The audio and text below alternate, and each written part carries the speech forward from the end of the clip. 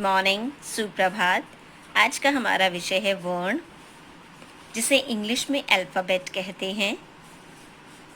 वर्ण किसी भी भाषा की सबसे छोटी इकाई जिसके टुकड़े नहीं किए जा सकते, वर्ण है। जैसे अ, क, ट, प, त। और इंग्लिश में ए, बी, सी, डी, ये सभी वर्ण हैं, अल्फ़ाबेट हैं। इट मीन्स वर्ण या alphabet is the starting point. जब हम किसी भी भाषा को लिखते हैं तो उसमें वर्ण जो है वो शुरुआत है। इसके बाद हम आगे बढ़ते चलते हैं, सीखते चलते हैं उस भाषा को। हाँ जी, वर्ण के भेद।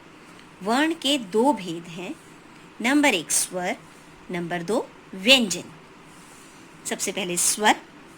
जो वर्ण बिना किसी दूसरे वर्ण की सहायता लिए बोले जाते हैं, स्वर वर्ण कहलाते हैं।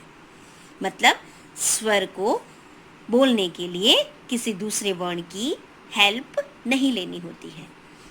हमारे स्वर हैं अ, आ, ई, उ, री, ए, ओ। स्वरों की संख्या 11 होती है। 1, 2, 3, 4, 5, 6, 7, 8, 9, 10 और 11। अब हम आ जाएं स्वर के भेद। उच्चारण में लगने वाले समय के आधार पर स्वर के 3 भेद होते हैं। उच्चारण मीन्स बोलना। नंबर 1 हर्ष स्वर, नंबर 2 दीर्घ स्वर, नंबर 3 प्लुत स्वर।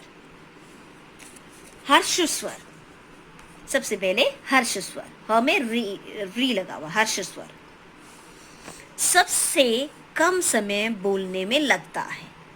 मतलब हर्ष स्वर को जब बोला जाता है तो सबसे कम समय लगता है। अ, ई, उ, री। नंबर 2 दीर्घ स्वर। दीर्घ स्वर को जब बोलते हैं तो हर्ष स्वर से दुगना समय लगता है।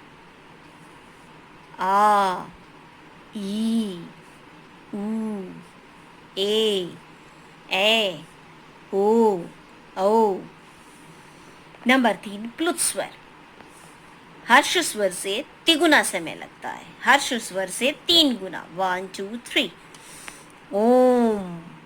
ओम, अ, सबसे कम, आ, डबल, ओम, ट्रिपल। इसके लिए हमने अपना एक पेड़ बनाया है, जो गमले में लगाया है, स्वर का पौधा। पेड़ नहीं, पौधा। पेड़ स्वर का पौधा। इसकी हमने 3 टहनियाँ ये हैं इधर।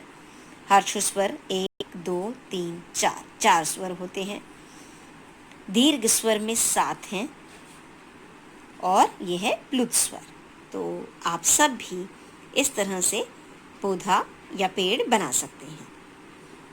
नेक्स्ट हम आगे चलते हैं। हमारा वर्ण का दूसरा भेद, जिसका नाम है व्यंजन। जिसका नाम है व्यंजन। नंबर 2 व्यंजन। जो वर्ण स्वरों की सहायता से बोले जाते हैं, व्यंजन कहलाते हैं। मतलब व्यंजन को बोलने के लिए स्वरों की सहायता लेनी पड़ती है। क, ख, ग, घ, ङ, च, छ, ज, झ, ञ, ट, ठ, ड, ढ, ण, त, थ, द, ध, न, प, फ, ब, भ, म, य, र, ल, व, श, स, श, ह। हिंदी में व्यंजनों की संख्या 33 है। हिंदी में व्यंजनों की संख्या 33 है। 1, 2, 3, 4, 5, 6, 7, 8, 9, 10, 11, 12, 13, 14, 15, 16, 17, 18, 19, 20, 21, 22, 23, 24, 25, 26, 27, 28, 29, 30, 31, 32, 33। तो 33 व्यंजन और 11 स्वर। अब हम व्यंजन के भेद पर बात करते हैं। व्यंजन के भेद। उच्चारण की दृष्टि से व्यंजन के 3 भेद हैं। नंबर 1 स्पर्श व्यंजन, नंबर 2 अंतस्थ व्यंजन, नंबर 3 ऊष्म व्यंजन।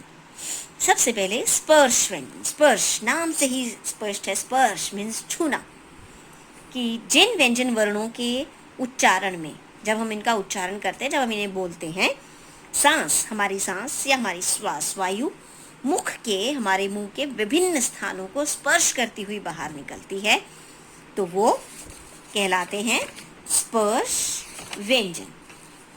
हमारे स्पर्श व्यंजन ये हैं।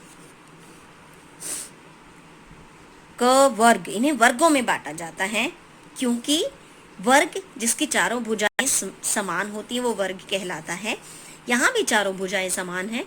1 2 3 4 5 वर्ण इधर है, 1 2 3 4 5 वर्ण इधर है, 1 2 3 4 5 इधर है, 1 2 3 4 5 इधर है। तो ये क्या है, कहलाते हैं वर्ग।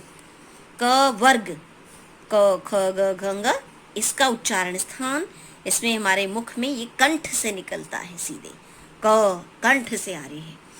च वर्ग, च छ ज झ ञ, ये हमारे तालु पे स्पर्श करती है हमारी जिह्वा।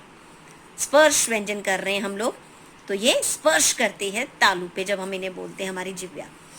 ट वर्ग, ट ठ ड ढ ण, और जब हम इस ट ठ ड ढ ण वर्णों को बोलते हैं तो हमारी जिह्वा मूर्धा, तालु के ऊपर वाला जो टाइट वाला हिस्सा है वो मूर्धा है, तो उसको स्पर्श करती है। जब हम बोलते त वर्ग, त थ द ध न, तो हमारे दांतों को टच करती है। प वर्ग, जब हम प बोलते हैं, प फ ब भ म, तो हमारे दोनों होंठ मिल रहे होते हैं, तो ये हमारे स्पर्श व्यंजन। नंबर 2 अंतस्थ व्यंजन। अंतस्थ का अर्थ होता है मध्यम स्थित। जिन व्यंजन वर्णों का उच्चारण स्वरों और व्यंजनों का मध्यवर्ती सा लगता है, बीच से का लगता है, उन्हें अंतस्थ व्यंजन कहते हैं, और ये 4 हैं, य र ल व। नंबर 3 व्यंजन का तीसरा भेद ऊष्म व्यंजन। ऊष्म नाम से ही समझ आ रहा है कि ऊष्म मीन्स गर्माहट।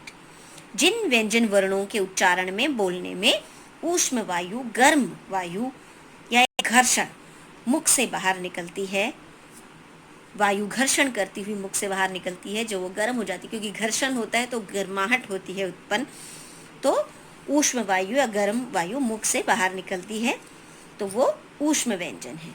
ये भी 4 हैं, श स स ह। ये हमारे व्यंजन के 3 भेद हैं। इसके अलावा संयुक्त व्यंजन भी हैं, मतलब 2 व्यंजन वर्णों से मिलकर बनते हैं। जो 2 व्यंजन वर्णों से मिलकर बने हैं वे संयुक्त व्यंजन हैं। अक्ष, त्र, ज्ञ और श्र। अक्ष मिलके बना है क और षटकोण वाले स से। त्र बना है, त्र नाम साउंड ही समझ में आ रही, त्र, त और र। ज्ञ, ज प्लस ञ, इसी वर्ग का 5वां वर्ण।